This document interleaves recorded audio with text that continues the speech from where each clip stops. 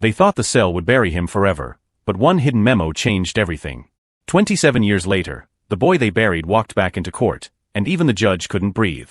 What secret did he uncover that made the powerful tremble? Before we dive in, if you haven't already, make sure to hit subscribe and let us know where you're watching from in the comments below. Your support means the world to us. Thank you for being here. Now, let's dive into the story. 27 years, 4 months, and 16 days after a lawyer's lie slammed the prison door shut, Marcus stood in that same courtroom, no longer the terrified 17-year-old boy, but the architect of a justice he built brick by brick from inside a cell they thought would bury him forever. His suit was borrowed. His shoes were donated. But the manila folder in his hands, stuffed with documents, testimonies, and evidence gathered over nearly 3 decades, was his weapon, and today, it would cut deeper than any shank he'd seen in prison. Judge Catherine Morrison adjusted her glasses, studying the gray-haired man before her with visible confusion. "Mr. Chun, you're representing yourself in this exoneration hearing?" "Yes, Your Honor." His voice was steady, weathered like stone worn smooth by decades of water. "I've had 27 years to prepare." The courtroom murmured. In the gallery, reporters leaned forward. And in the back row, barely visible, sat Richard Westbrook, the defense attorney who'd built an empire on the lie that sent Marcus away. But to understand how we arrived at this moment, we need to go back to the beginning. 27 years earlier, in the summer of 1999. Marcus Chun was 17 years old, and the world was bright with possibility. His mother's apartment in the South End smelled like jasmine rice and tiger balm. The walls were thin enough to hear Mrs. Rodriguez's television through the plaster, and the window AC unit rattled like it was trying to escape, but to Marcus, it was everything. On the refrigerator, held by a magnet shaped like the Golden Gate Bridge, was his acceptance letter to State University's engineering program. Full scholarship. First in his family to go to college. "My smart boy," his mother Lynn would say in Mandarin, touching the letter like it might disappear. Her hands were perpetually red from her job at the laundromat, but when she looked at that letter, she'd smile like she was holding gold. Marcus worked 2 jobs that summer, washing dishes at Golden Dragon Restaurant and stocking shelves at Morrison's Grocery. Every paycheck was split, half to his mother, half saved for textbooks and dorm supplies. He'd calculated it perfectly. By August, he'd have enough. He'd calculated everything perfectly. Until the night of July 23rd, when everything he'd calculated shattered like glass. He was closing Morrison's, dragging bags of trash to the dumpster behind the store, when he heard the crash. The back office window, spiderwebbing. Then running footsteps. Marcus dropped the trash and ran toward the sound, not away, because he was 17 and still believed that doing the right thing mattered. He saw the figure in the hoodie, saw the crowbar, saw the office safe torn open with cash spilling out. Their eyes met for one fraction of a second before the figure bolted, disappearing into the maze of alleys behind the shopping plaza. Marcus called 911. Waited for the police. Told them everything he'd seen. That was his first mistake. His second was believing they'd believe him. 3 days later. Detective Paulson's knock came at 6 a.m., hard enough to wake the entire floor of the apartment building. Marcus Chun. Paulson's face was granite. "You're under arrest for armed robbery and assault." "What?" The word came out strangled. His mother appeared behind him in her bathrobe, eyes wide with terror. "Mr. Morrison identified you. Says you attacked him during the robbery, knocked him unconscious. He's in the hospital with a concussion and broken ribs." I called the police. I'm the one who reported it." The handcuffs bit cold into his wrists. "You have the right to remain silent." His mother was screaming in Mandarin, clutching at the officers, and Marcus was trying to tell her it was okay. It was a mistake, they'd figure it out, but the words died in his throat when he saw Paulson's expression. This wasn't a mistake. This was already decided. 3 months later, on October 1999, the public defender assigned to Marcus was 26, fresh from law school, drowning in a caseload of 40 cases. Her name was Jennifer Park, and she meant well, but meaning well doesn't win against Richard Westbrook. Westbrook was 43 partner at Westbrook & Associates, with a reputation for winning impossible cases, especially when his clients could pay his $500 per hour rate. Mr. Morrison, the grocery store owner, could pay. His insurance company was invested in a conviction to avoid a payout. The courtroom smelled like old wood and recycled air. Marcus sat at the defense table in a shirt his mother had ironed 3 times, watching his future evaporate. "Mr. Morrison," Westbrook's voice was smooth as oil. "Can you identify the young man who attacked you?" Morrison, his head still wrapped in bandages for effect, pointed with a trembling hand. "That's him. Marcus Chun. I trusted him. Gave him a job. And his voice broke perfectly. He almost killed me. Your Honor, Jennifer objected weakly. My client reported the robbery. He's the one who called 911. The timeline doesn't make sense. The timeline, Westbrook interrupted, makes perfect sense when you consider that Mr. Chin called the police as a cover after Mr. Morrison interrupted his robbery and he panicked. He turned to the jury. 12 faces Marcus had memorized, 7 white, 3 black, 2 Latino. Not one Asian face. Not one that looked like they'd ever lived in the South End. Ladies and gentlemen, this isn't complicated. A young man with expensive college dreams and no money saw an opportunity. He had keys to the store. He knew when Mr. Morrison counted the safe. And when he got caught, he tried to cover his tracks by becoming the hero. Westbrook's smile was sympathetic, understanding. We've all been desperate. But desperation doesn't excuse violence. Marcus wanted to scream. The evidence was wrong. His fingerprints were on the back door because he took out the trash every night. The timeline was wrong. The security footage showed him in the front of the store when the break-in occurred in the back. But the security footage was corrupted. The detective's report was thorough. And Morrison's testimony was credible. Jennifer fought. She really did. But she was a candle against a forest fire. The jury deliberated for 4 hours. Guilty on all counts. The judge's voice was detached, clinical. Marcus Chun, you are hereby sentenced to 27 years in the state penitentiary. His mother's wail cut through the courtroom like a blade. Marcus stood there, 17 years old, watching his entire life collapse into a single moment. Later, lying awake and holding, he'd wonder if anyone could truly fight back from the place he was being sent to. If hope could survive 27 years behind bars. He didn't know yet. But he was about to find out. Day 1 at Rayburn State Penitentiary. Prison was hell-painted in concrete gray. The intake process stripped him of everything. His clothes, his dignity, his name. Now he was inmate #04471-198. They shaved his head. Gave him a uniform that smelled like industrial detergent and other men's sweat. Walked him through corridors where the echoes of slammed doors sounded like gunshots. His cell was 8 by 10 feet. Bunk beds bolted to the wall. A toilet without a seat. A cellmate named Darius who looked at Marcus like he was evaluating meat.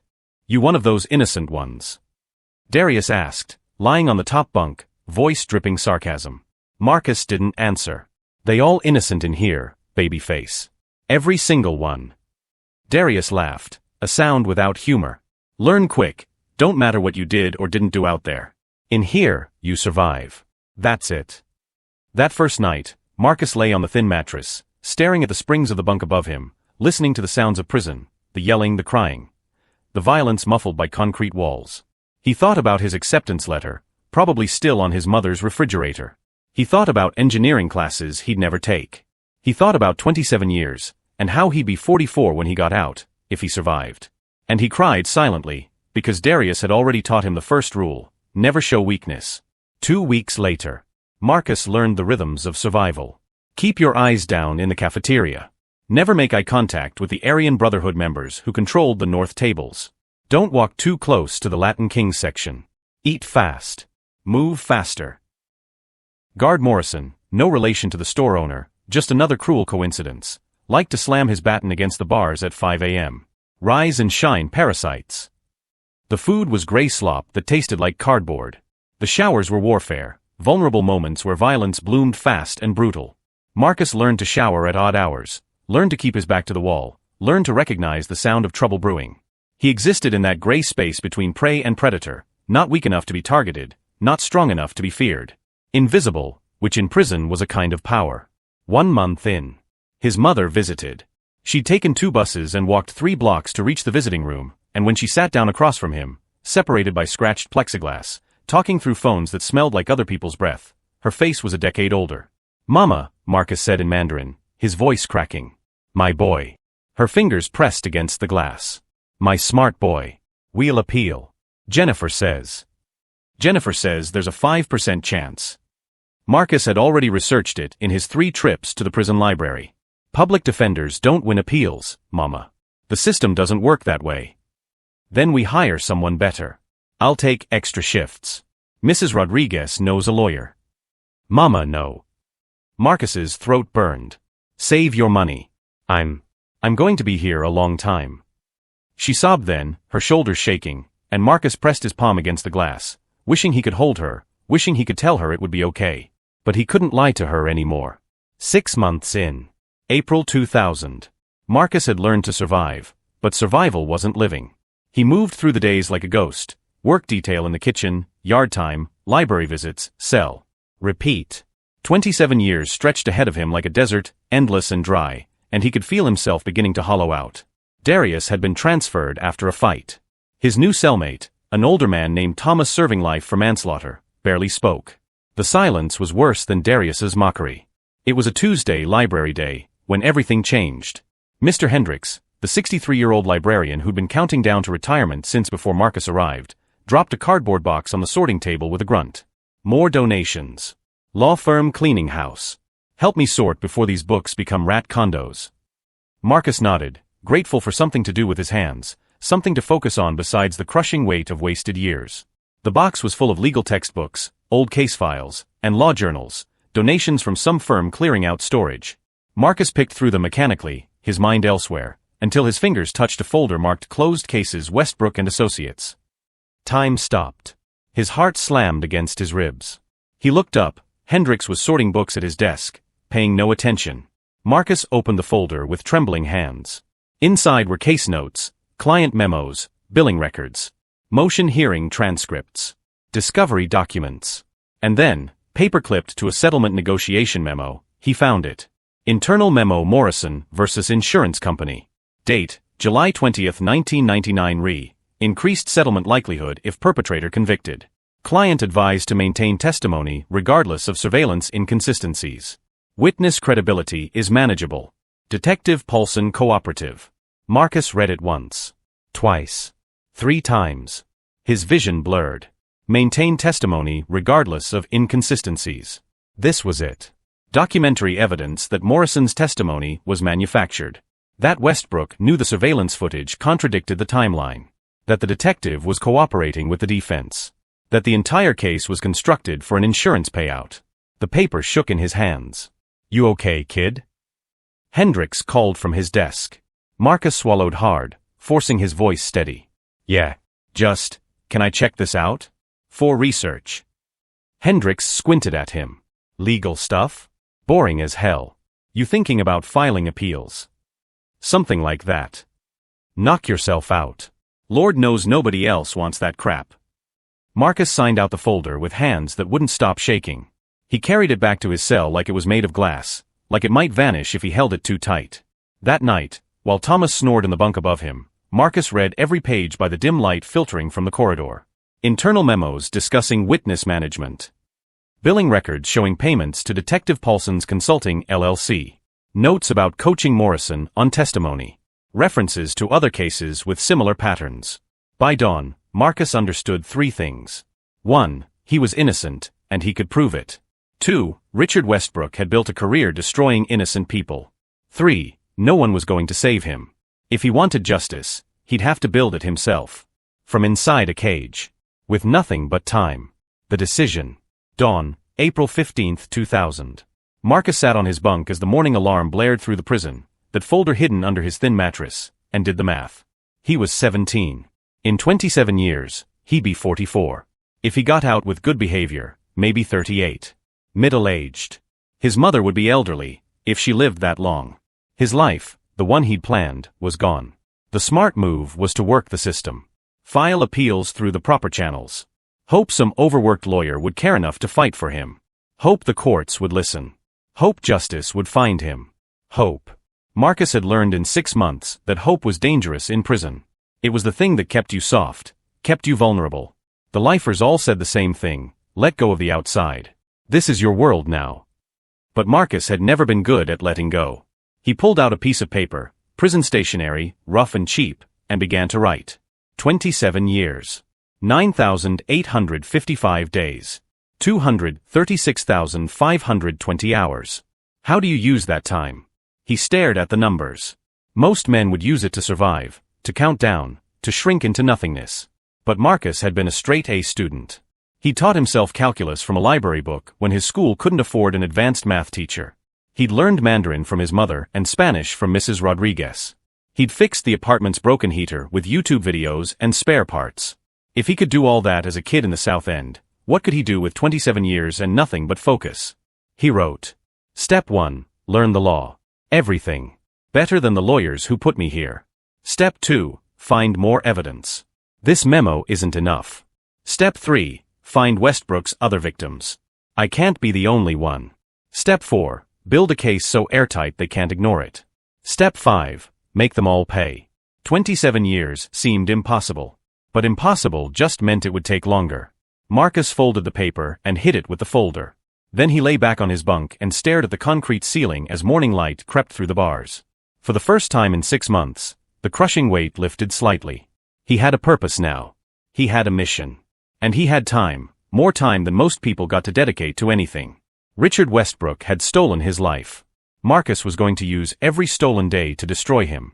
6 months and 2 weeks later in May 2000, the law library became Marcus's church. Every Tuesday and Thursday, while other inmates lifted weights or played cards, Marcus sat at the scarred wooden table surrounded by legal textbooks borrowed from Mr. Hendricks. Federal Rules of Evidence. Criminal Procedure. Appellate Practice. The words were dense, designed to confuse. But Marcus had cracked calculus textbooks at 15. Legal jargon was just another language. He started with his own case, dissecting every motion, every ruling, every procedural step Jennifer Park had fumbled. He mapped the trial like an engineer mapping a building's flaws, finding the cracks, the weak points, the places where Westbrook had bent the rules without breaking them. You gonna be a jailhouse lawyer? Thomas asked one night, watching Marcus scribble notes by the cell's dim light. Something like that. Thomas grunted. Waste of time. System don't care about us. Then I'll make it care. 8 months in. July 2000. Marcus filed his first motion, a request for his complete case file, including all evidence and discovery materials. It was denied. The language was cold, bureaucratic. Petitioner lacks standing. Request improperly formatted.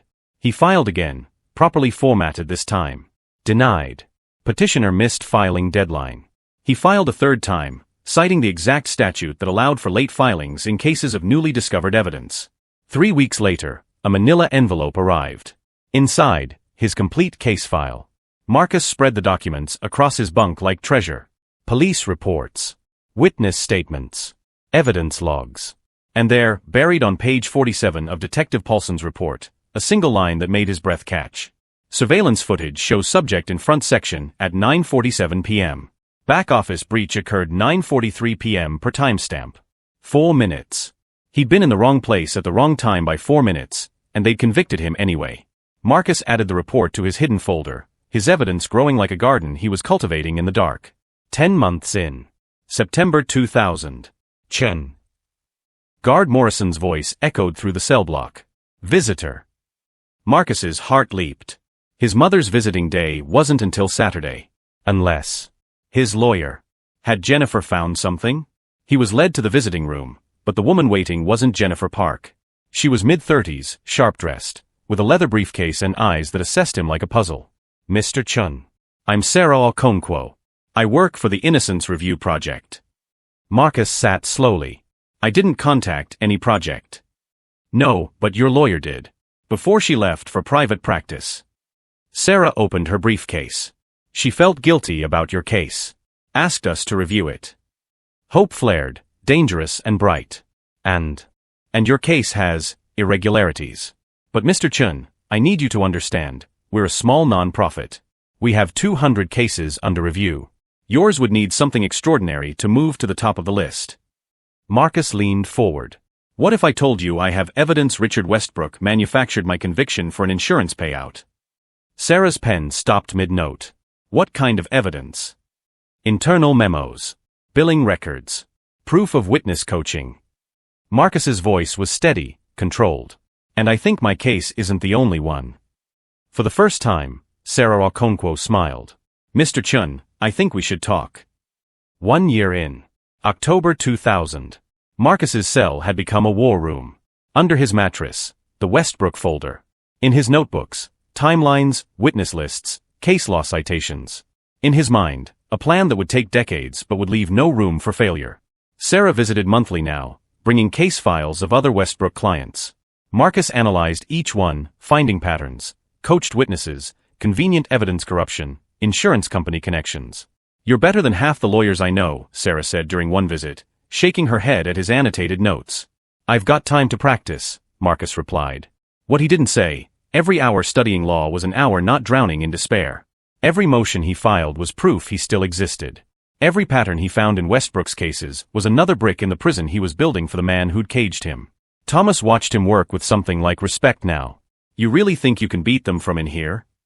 Marcus looked up from his notes, his young face already hardening into something older, something patient and inevitable. "I don't think, Thomas. I know. Because they made one mistake." "What's that?" "They gave me 27 years to get good at this." And in that moment, sitting in a prison cell with evidence scattered around him like weapons, Marcus Chun stopped being a victim. He became something far more dangerous. He became a man with nothing left to lose and everything to prove. The years began to blur together, but Marcus's purpose never wavered. Winter turned to spring turned to summer, and Marcus transformed. His body hardened from prison labor, his mind sharpened from endless legal study. The baby-faced 17-year-old disappeared, replaced by someone patient, methodical, dangerous in ways that had nothing to do with violence. Sarah Okonkwo became his lifeline to the outside world. Through her visits, Marcus learned that Richard Westbrook had been promoted to senior partner. That Morrison's Grocery had received a hefty insurance payout and expanded to 3 locations. That Detective Paulson had retired early with a pension that seemed unusually generous for a cop with 20 years on the force. They were all thriving on the lie that had buried him. "We found another case," Sarah said during a visit, sliding a file across the table. Her voice was barely above a whisper. "James Rodriguez. Convicted of arson for a warehouse fire. Westbrook represented the property owner.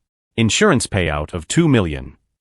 Marcus opened the file, his eyes scanning quickly. The pattern was there: coach testimony, convenient evidence problems, the same detective. Where is Rodriguez now?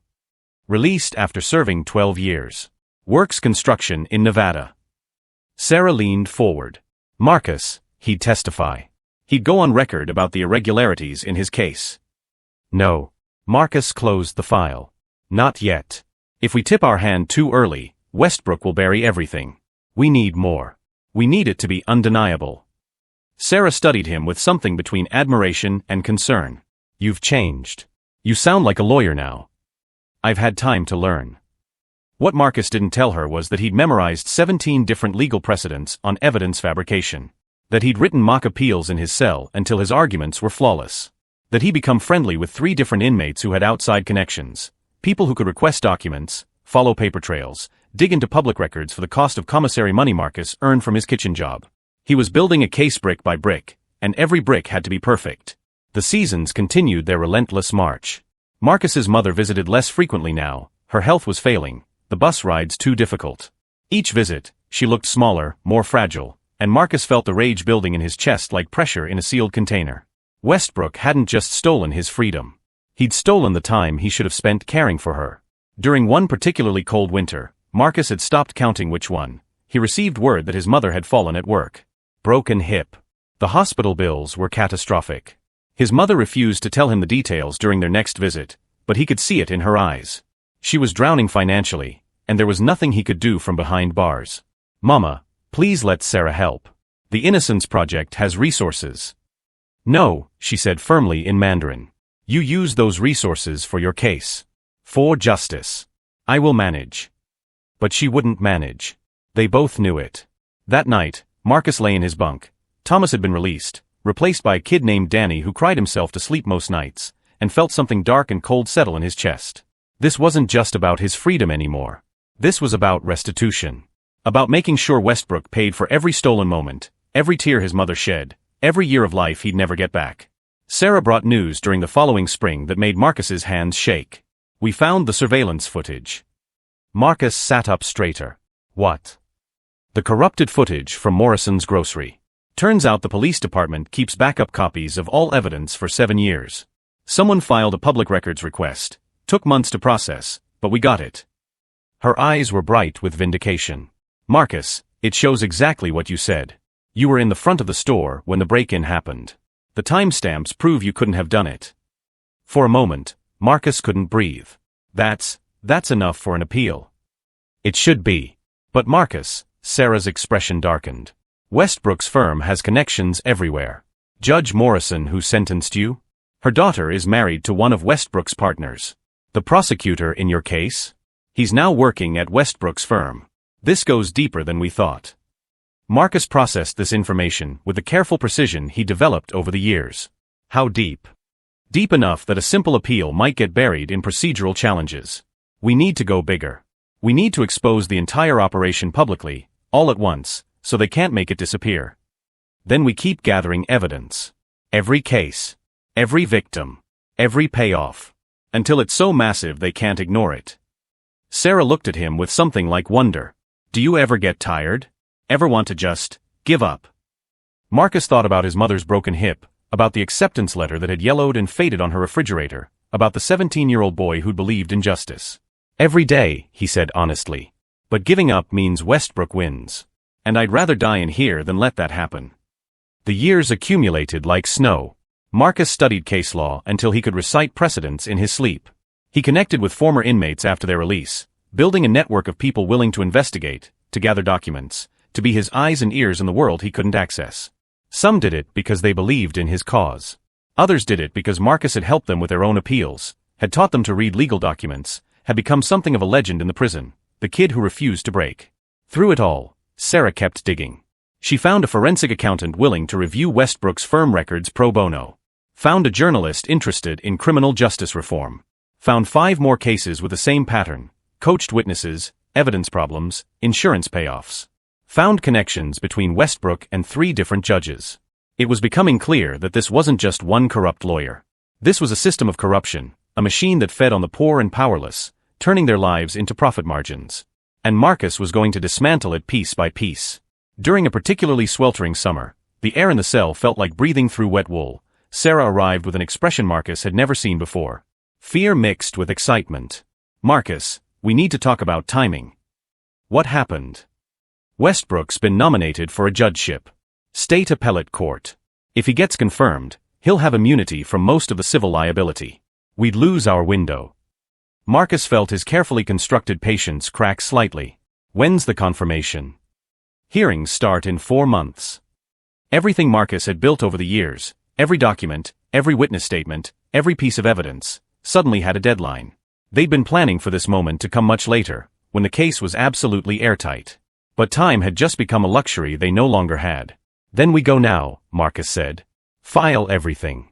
Contact the journalist. Make it public before they can confirm him. Marcus, we're not ready. There are still gaps in the evidence. Sarah. Marcus's voice was calm, but his eyes were steel. I've been in here for years building this case. I know every gap, every weakness, every angle they'll use to attack it. And I'm telling you, it's enough. It has to be enough. Sarah looked at the man across from her, no longer a scared teenager but someone who'd forged himself into a weapon of patience and precision, and slowly nodded. Okay.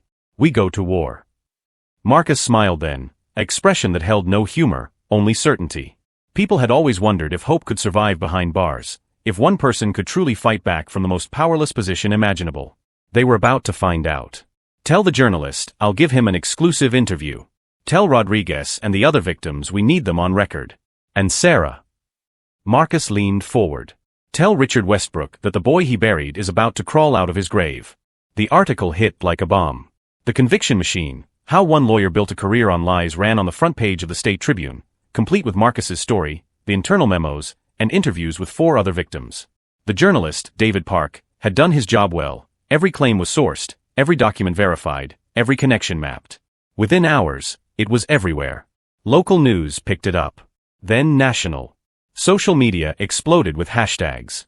Marcus's 17-year-old booking photo appeared on television screens across the country, paired with recent footage of Richard Westbrook entering his downtown office building, refusing to comment. Inside Rayburn, Marcus watched the aftermath unfold through news broadcasts in the common room. Inmates who'd never spoken to him before clapped him on the back. Guards looked at him differently, no longer inmate hashtag 04471-198, but the man who'd done the impossible. You really did it, Danny said, watching the news with wide eyes. From in here, you actually did it. Marcus said nothing. It wasn't done yet. Westbrook's response came swift and vicious. His firm issued statements calling the allegations baseless. They filed motions to block the evidence as improperly obtained. They threatened Sarah and the Innocence Project with defamation suits. They used every legal weapon they had. But they couldn't stop the momentum. The State Bar opened an investigation. The FBI announced they were reviewing the cases. And most importantly, the appellate court quietly withdrew Westbrook's judicial nomination. Then came the hearing. After years of filing motions that went nowhere, Marcus finally stood before Judge Catherine Hayes, brought in from another district specifically because she had no connections to Westbrook. The courtroom was packed with reporters, activists, and faces Marcus recognized from Sarah's files, other victims, finally ready to speak.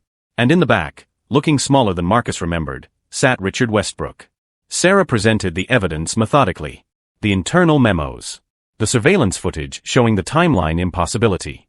Detective Paulson's suspicious consulting payments. Morrison's coaching sessions. The pattern across multiple cases. Westbrook's attorney objected, argued, tried every procedural trick. But the evidence was overwhelming, built over years to be unassailable. Then Judge Hayes did something unexpected. Mr. Chun, you've been studying law for quite some time, I understand. Would you like to address the court? Marcus stood. His hands didn't shake. His voice didn't waver. Your Honor, I was 17 when Mr. Westbrook convinced a jury I was a criminal. I'm 44 now. I've spent 27 years in a cage for a crime I didn't commit. But those years weren't wasted. He looked directly at Westbrook. I used every single day to become better at the law than the man who destroyed me. To build a case so thorough that even a system designed to ignore people like me couldn't look away. The courtroom was silent. I'm not here for revenge. I'm here because 5 other innocent people are still suffering from his lies. Because my mother died 3 years ago, never seeing me free. Because the system that's supposed to protect us became a machine that feeds on us. Marcus's voice strengthened. I'm here to make sure no one else loses 27 years to someone's greed. Judge Hayes studied him for a long moment. Then she looked at the evidence spread before her. Mr. Westbrook, I've reviewed everything presented. The fabrication is undeniable. The corruption is systemic. And the harm inflicted is immeasurable. She turned to Marcus. Mr. Chun, I'm granting your motion for exoneration. Additionally, I'm referring this matter to the State Attorney General for criminal prosecution. You're free to go. The gavel fell. And after 27 years, 4 months and 16 days, Marcus Chun was no longer a prisoner. Freedom tasted like morning air and felt like sunlight without bars cutting it into strips. Marcus stood on the prison steps, blinking in the brightness, a small box of belongings in his hands, legal documents, letters from his mother, the notebook where he'd mapped his strategy for over 2 decades. Sarah stood beside him, smiling through tears, and behind them, cameras flashed while reporters shouted questions. Mr. Chun, how does it feel to be free? What's your message to Richard Westbrook? Will you sue for wrongful imprisonment?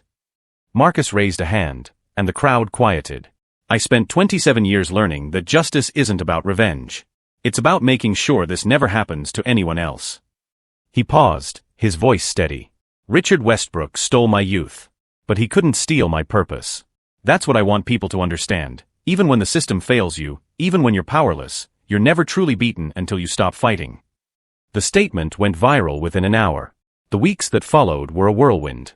The State Attorney General filed criminal charges against Westbrook: fraud, obstruction of justice, conspiracy. Detective Paulson was arrested. Morrison's insurance company faced federal investigation. The cases of the other victims were reopened. Marcus testified at Westbrook's trial, speaking for 6 hours about the memos, the patterns, the systematic destruction of innocent lives. Westbrook sat at the defense table, diminished now, his expensive suit unable to hide how far he'd fallen. When the jury returned with guilty verdicts on all counts, Westbrook finally looked at Marcus, really looked at him, and saw what 27 years of injustice had forged. Not a victim. A reckoning. The judge sentenced Westbrook to 15 years. Perhaps, she said coldly, you'll learn what Mr. Chun already knows, that time stolen can never be returned. The settlement came next, a substantial sum from the state for wrongful imprisonment, plus damages from Morrison's insurance company and Westbrook's firm. The money couldn't buy back lost years, couldn't let Marcus hold his mother one more time, couldn't return the engineering career he'd never had. But it could do something else. Marcus stood before the modest office building, looking up at the sign being installed, the Lin Chin Foundation for the Wrongfully Convicted. Named after his mother, funded by his settlement, staffed by Sarah and a team of passionate lawyers and investigators. She would have been proud, Sarah said softly beside him. She was always proud. Even when I had nothing to give her but collect phone calls from prison. Marcus's throat tightened. I just wish she'd lived to see this day. To know it wasn't for nothing. She knew. Your letters told her everything. Sarah squeezed his shoulder. You honored her by never giving up. That's the victory that matters. The foundation opened its doors the following month, offering free legal services to prisoners claiming innocence. Marcus worked there every day, reviewing cases with the same meticulous attention he'd applied to his own. He found patterns other lawyers missed, saw connections that came from lived experience, understood the system's failures because he'd survived them. Within the first year, the foundation helped exonerate 3 innocent people. By the second year, 7 more. Each victory felt like a piece of himself being freed all over again. But Marcus knew the real measure of success came in quieter moments. Like the Tuesday afternoon when he walked into Roosevelt Community College, enrolled in their engineering program. At 44, he was the oldest student in his classes, sitting among teenagers half his age. His professors didn't quite know what to make of the gray-haired man who understood legal precedents better than calculus, but attacked every problem with the patience of someone who'd learned that time, used correctly, was the most powerful weapon. You're really doing this? His classmate, a girl named Maya, asked during a study session. Starting over this late? Marcus looked at his engineering textbook, the subject he dreamed about at 17, finally within reach. I'm not starting over. I'm starting. There's a difference. 2 years later, Marcus graduated with honors. The local news covered it, the wrongfully imprisoned man who'd freed himself and now had his degree.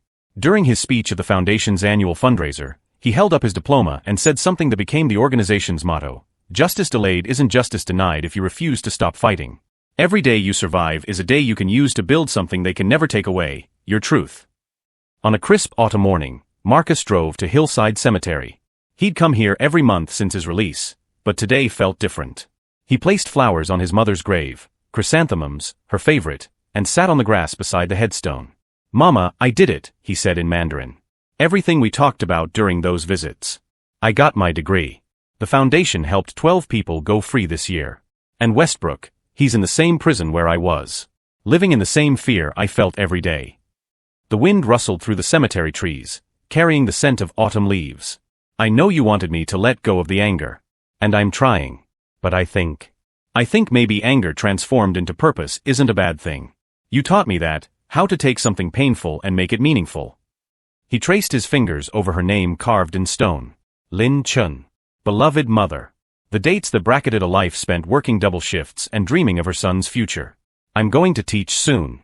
The university offered me a position, engineering ethics, criminal justice reform. They want someone who understands what happens when systems fail. Marcus smiled through tears. Your son, the professor. Not bad for someone who spent his 20s and 30s in a cage. As he stood to leave, his phone buzzed. A message from Sarah, new case. 22-year-old kid. Wrong place, wrong time. Evidence problems. Sound familiar? Marcus typed back, I'll review the file tonight. Because this was the victory that mattered, not just his freedom, but his ability to make sure others found theirs. Every case he helped with, every student he taught, every speech he gave about fighting back against impossible odds, they were all echoes of the choice he'd made in that prison cell years ago. To use his time. To refuse to break. To become something more than what they'd tried to make him.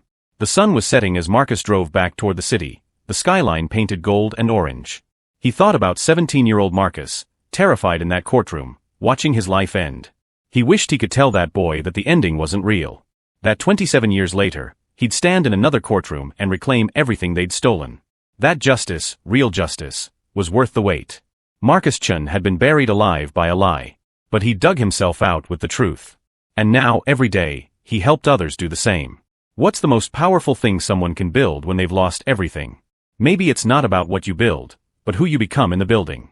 Share your thoughts below about what Marcus's story means to you. Thanks for watching. If you enjoyed this story, be sure to hit subscribe and check out our other thrilling stories on the channel. Leave a comment below. Let us know where you're watching from and what you think. Your support means everything to us. Until next time, stay tuned for more.